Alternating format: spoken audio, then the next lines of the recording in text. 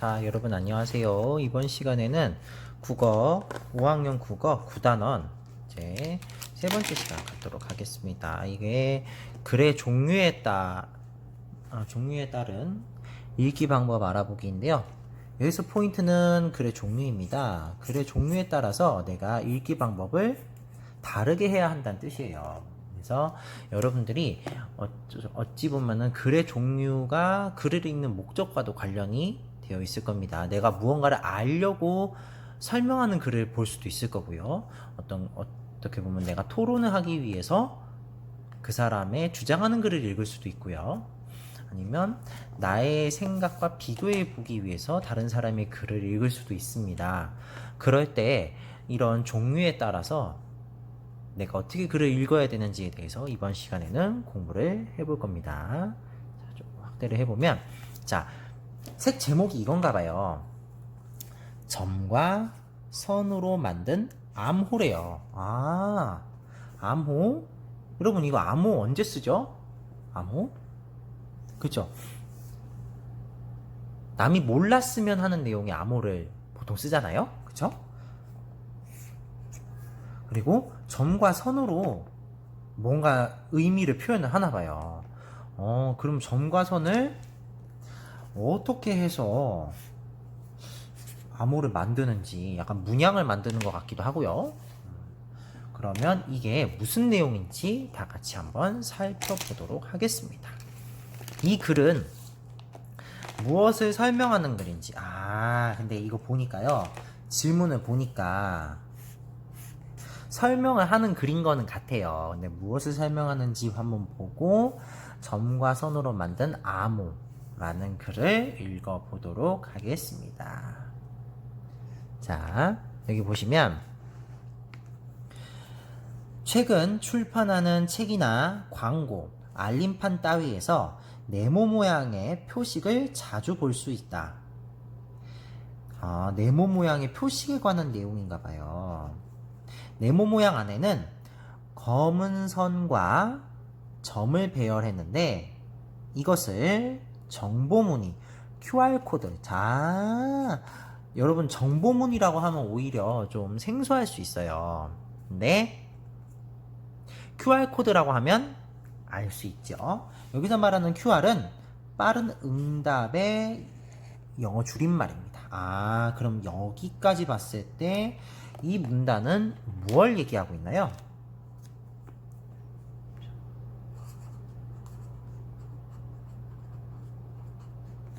QR코드의 뜻 또는 의미 정도가 되겠죠. 그리고 다음 문단을 한번 보시면은 정보문의는 여러 가지 정보를 확인할 수 있는 표식이다. 그럼 이게 아마 이 문단의 중심 문장이 될 거예요. 정보를 확인할 수 있대. 그럼 결국 이 QR코드에는 많은 정보가 담겨 있다는 것을 알 수가 있네요. 정보문의를 쓰기 전에는 막대 표시를 주로 썼다. 이게 바로 이 막대 표시가 여러분들 흔히 말하는 바코드에 해당하는 겁니다. 막대 표시는 숫자 20개를 저장할 수 있대요. 이것도 뭐 나쁘지 않은 것 같아요. 물건을 살 때 쉽게 계산할 수 있다. 이게 바로 이 바코드죠.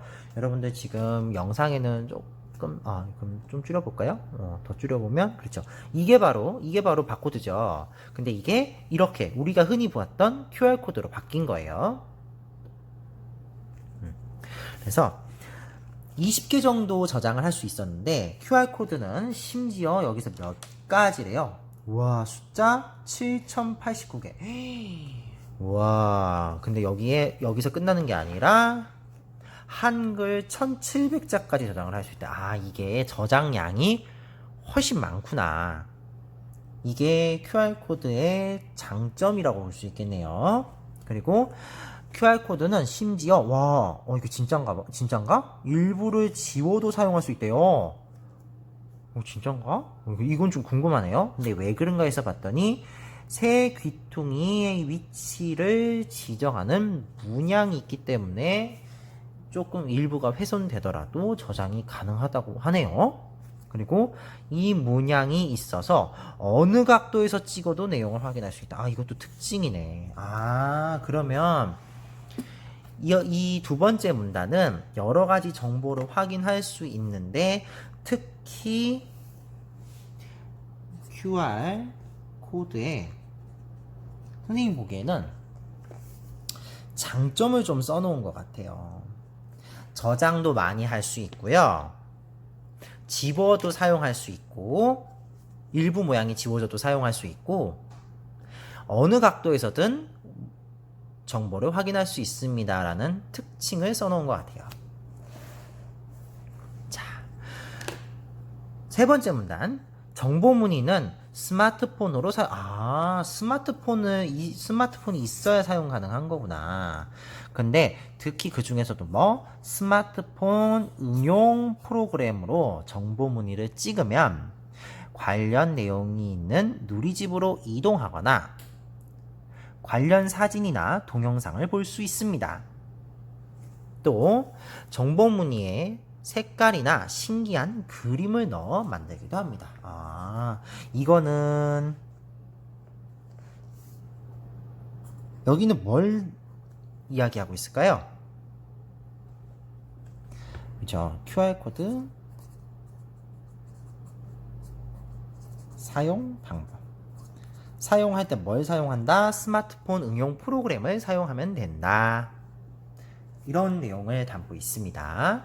자, 그 다음 문단을 봤더니 정보 문의는 여러 분야에서 사용한다. 아, 이것도 중심 문장이 될 거예요. 근데 어떤 분야인가 해서 봤더니 첫 번째, 백화점이나 할인점. 정보 문의로 할인 정보를 제공한다고 해요. 두 번째, 신문 광고. 이걸 딱 찍으면 신문은 종이잖아요. 근데 이게 3차원으로 움직이는 광고가 나온대요. 아, 그렇구나. 그리고 또 책 세 번째. 책에 있는 무늬를 찍으면 등장인물이 튀어나와 책의 정보와 줄거리를 알려주기도 한대요. 그리고 박물관이나 미술관, 네 번째네요. 자료나 작품을 더 알아볼 수 있도록 정보 문의에 설명을 담아 제공하기도 합니다. 그러면 여기까지 문단은 QR코드가 쓰이는 분야에 대해서 이야기를 하고 있네요. 그리고 정보 문의는 진짜 누구나 만들 수 있대요. 예를 들어 개인정보를 담은 명함을 만들 수도 있다. 명함에 있는 정보 문의로 자신의 사진이나 동영상을 보여주거나 이름이나 연락처를 자동으로 저장할 수 있다. 그렇구나. QR코드가 진짜 만들기 쉬운가 봐요. 제작 누구나 만들 수 있고 명함도 만들 수 있다는 거. 그래서 지금 문단별로 어떤 내용이 담겨져 있는지 쭉 살펴봤습니다. 확실히 QR코드에 대한 내용이 아주 자세히 들어가 있네요. 자, 이제 278쪽으로 넘어오게 되면은 이거를 점과 선으로 만든 암호를 읽고 질문을 만들어 친구와 묻고 대답해 봅시다. 자, QR코드가 무슨 뜻이었는지 사실 여기 글쓴이가 쓴 글에 나와 있어요. 여기 표시도 되어 있네. 그렇죠. 뜻은 빠른 응답이라는 뜻이었습니다. 이제 여러분들이 여기에 질문을 하나 만들고 답도 쓸 건데 선생님이 생각한 질문은 하나 이거 있었어요. QR코드는 어떤 분야에서 사용하나요? 예를 들면 이런 질문도 만들 수 있다는 거예요. 아까 백화점, 할인점 이야기 했었고요. 신문 광고 얘기 나왔어요. 책도 나왔고요. 박물관이나 미술관 얘기도 나왔습니다. 이런 식으로 여러분들이 질문을 하나 만들고 여기에 답을 직접 설명하는 글에서 찾아보는 이런 활동이었어요. 자, 여기 네모 박스 잠깐 볼까요? 살짝만 조금 더 확대를 하면 그렇지. 모르는 낱말을 묻는 질문, 내용을 확인하는 질문, 설명하지 않은 내용을 추론, 이거는 예상을 해본다라고 생각하시면 되겠어요. 읽고 나서 든 생각이나 느낌, 이런 것들은 특히 여기 선을 기준으로 왼쪽 것들은 우리가 글을 찾아봤을 때 또는 조사에서 알아볼 수 있는, 답이 정해져 있는 질문이죠. 근데 설명하지 않은 내용을 추론해보는 질문, 이거는 우리의 예상을 물어보는 질문이기 때문에 정답이 정해져 있지 않죠. 읽고 나서 드는 생각이나 느낌 역시 마찬가지로 답은 정해져 있지 않습니다. 이런 걸 열린 질문이라고 하거든요. 이런 열린 질문도 충분히 가능하다는 거. 그리고 네 번째, 점과 선으로 만든 암호에서 설명하는 내용을 항목별로 나누어 봅시다. 사용 방법. 뜻은 아까 여러 가지 정보를 확인할 수 있는 표식이라고 되어 있었어요. 사용 방법 나와 있었어요. 우리가 이렇게 정리를 했었네. 근데 여기서 QR코드 사용 방법을 뭐로 쓴다고요? 스마트폰 응용 프로그램을 사용한다. 이거를 여러분들이 이제 직접 글에서 찾아서 정리를 할 수가 있습니다. 스마트폰 응용 프로그램을 사용한다. 이렇게 정리할 수가 있겠습니다. 스마트폰 응용 프로그램을 사용한다. 그리고 여기 밑에 잠시만요. 이거를 조금 더 올려볼게요. 그래서 이 밑에 모양을 보시면 네모 모양 안에 검은 선과 점이 있음. 그렇죠. 여기 모양 설명이 맞아요. 여기에 있었습니다. 그리고 네모 모양의 표시, 요것들을 쭉 보면 어떤 모양인지 알 수가 있었어요. 근데 특징 뭘까? 다시 한번 앞을 볼까요? 사실 특징이 굉장히 많죠. 그래, 요거 보면 되겠다. 장점. 여기를 보면은 다양한 정보를 저장할 수 있고, 지워도 사용할 수 있고, 지워져도 사용할 수 있고, 어느 각도에서 찍어도 내용을 확인할 수 있다는, 이런 것들을 정리를 해주면 되겠네요. 그럼 특징은 많은 정보 저장, 이게 첫 번째. 그리고 두 번째, 일부가 지워져도 사용 가능. 그리고 세 번째, 뭐였더라? 다시 한번 찾아볼까요? 맞아. 어느 각도에서도 확인 가능. 이렇게 정리를 할 수 있습니다. 네. 그래서 279쪽으로 넘어올게요. 여기 보시면 점과 선으로 만든 암호를 다시 읽고 내용이 정확한지 확인해 봅시다.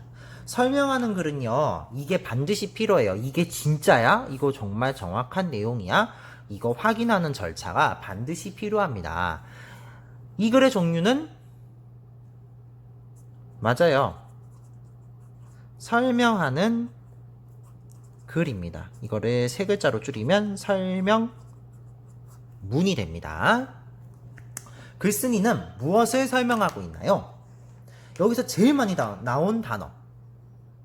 그렇죠. QR코드입니다. QR코드의 의미가 무엇이고, 어떤 것들을 저장할 수 있고, 특징은 무엇이고, 어느 분야에서 사용하고, 어떻게 누구나 편하게 만들 수 있다는 내용까지 다 설명을 하고 있습니다. 글쓴이의 설명 가운데에서 내용이 정확한지 알고 싶은 거, 나 하나 있어요. 있어. 이거 진짜 궁금했어요. 여러분들도 아까 봤겠지만 정말 일부가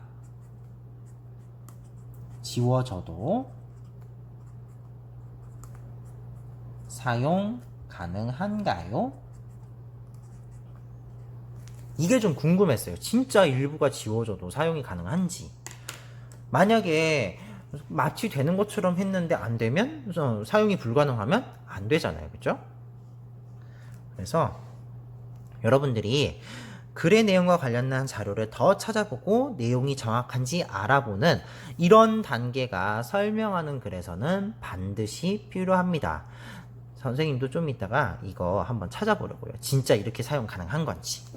여러분들도 궁금한 점을 정리를 해놓고 다른 방법을 통해서 이 내용이 사실인지 한번 확인해 보는 시간을 갖도록 하세요. 자, 이제 6번 설명하는 글을 읽는 방법을 생각해 봅시다. 자, 이거는 별표 100개. 별표 100개. 중요한 내용입니다. 자, 설명하는 글을 읽을 때 고려해야 될 점이 4가지가 나와 있습니다. 그래서 설명하는 게 뭐니? 뭐 설명하니? 이게 첫 번째고요. 그래서 설명하는 내용은 뭔데? 근데 내가 이미 알고 있는 거, 이건 누가? 내가 이미 알고 있는 게 뭐지? 그리고 또 내가 이번에는 새롭게 안 게 뭐지를 정리를 해야 됩니다. 이게 특히 3번이 별거 아닌 것 같지만요. 아니에요. 이거를 생각해봐야 내가 진짜 알고 있는 것과 내가 지금 새롭게 안 것을 구분할 수 있어요. 3번도 중요한 내용입니다. 그래서 이 두 번째는 실제 이 글에서 찾아보는 거야. 설명한 대상이 뭐니? 대상이 뭐니 봤더니 아 맞아. 정보문의였어. QR코드였어요. 정보문의. 그래서 설명하는 거는 정보문의의 뜻, 사용 방법, 특징, 모양, 사용되는 분야, 그리고 만드는 방법 이런 것들이 나와 있었어요. 그리고 내가 이미 알고 있는 거. 이건 사실 예로 든 거지만 이건 여러분들이 구분을 하셔야 돼요. 사실은. 맞아. 나 QR코드 본 적은 있어. 그래서 보통 모양은 대충 알고 있죠. 아마 뜻을 새롭게 안 친구들도 있을 거고요. 사용 방법, 그리고 특징. 이런 것들을 새로 알았을 수도 있어요. 그게 이제 여기 나오는 거죠. 아, 사용 방법을 이번에 처음 알았어. 특징도 처음 알았어. 사용되는 분야도 처음 알았어. 라고 할 수 있는 거예요. 자, 이거 엄청나게 중요합니다. 그래서 그 설명하는 글을 쓸 때요. 이게 진짜인지 아닌지 반드시 확인을 해야 되거든요. 그게 2번 단계예요. 제목, 그림 따위를 보며 무엇을 설명한 글인지 생각을 해봅시다. 그래서 QR코드인 걸 예상을 했었죠. 그리고 대상을 설명하면서 자세하게 설명한 점은 무엇인지 이제 이런 점들을 보고서 이게 진짜인지 아닌지를 우리가 확인해 봐야 된다는 겁니다. 내가 알고 있는 내용과 관련해서는 너 사용해 본 경험 있니? 써본 경험, 네가 실제로 이런 경험을 해본 게 있니? 이거 중요합니다. 그런 다음에 새롭게 안 내용과 관련해서는 정보문의의 종류, 사용 방법 가운데 내가 몰랐던 거, 내가 이번에 처음 알았던 게 무엇인지를 생각을 해보자 이겁니다. 그래서 설명하는 글을 읽을 때 방법, 이게 이제 가장 핵심적인 내용을 담고 있는 게 되겠죠. 여기서 설명하려는 대상이 무엇인지 알아야 됩니다. 그걸 생각을 해보셔야 돼요. 그래서 대상의 무엇, 그러니까 QR코드는 QR코드인데 QR코드 중에서 뜻을 자세히 설명한 건지 QR코드의 특징을 자세하게 설명한 건지 아니면 QR코드의 사용 분야를 자세하게 설명한 건지, 즉 대상의 어떤 점을 자세히 설명했는지도 파악해야 합니다. 그리고 내가 이미 알고 있는 것을 떠올려 보고 이거와 연관을 지어서 대상에 대해 새롭게 안 것을 따로 정리를 하는 거죠.